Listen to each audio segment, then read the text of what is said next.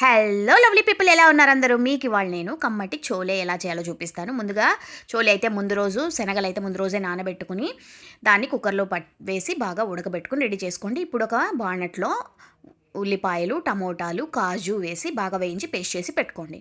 ఇప్పుడు కడాయి వేడి చేసుకుని దాంట్లో మసాలా దినుసులు అన్నీ వేసుకుని దీంట్లో అల్లం వెల్లుల్లి పేస్ట్, ఉల్లిపాయ ముక్కలు వేసి చక్కగా వేయించేసుకోండి. ఇవి బాగా వేగాక దీంట్లో మనం పసుపు వేసుకుని దీంట్లో కొంచెం 2 స్పూన్ల ధనియాల పొడి, 1 స్పూన్ జీలకర్ర పొడి, 1 స్పూన్ చోలే మసాలా, 1 స్పూన్ కారం వేసుకుని దీన్ని చక్కగా ఫ్రై చేసుకోండి. ఇవి చక్కగా ఫ్రై అయిపోయాక దీంట్లో మనం ముందుగా చేసి పెట్టుకున్న పేస్ట్ ఉంది కదా, ఆ పేస్ట్ దీంట్లో వేసి చక్కగా వేగనివ్వండి. ఈ పేస్ట్లో మనం అన్నీ టమోటాలు అవన్నీ వేసాం కాబట్టి ఒక 5 నుంచి 7 నిమిషాలు చక్కగా వేగనివ్వండి. వేగాక దీంట్లో రుచికి సరిపడా ఉప్పు వేసుకుని మనం ముందుగా ఉడికించుకున్న చోలే వేసుకుని కలిపేసుకుంటే కమ్మటి చోలే కూర రెడీ అయిపోతుంది. చాలా టేస్టీగా ఉంటుంది. తప్పకుండా ట్రై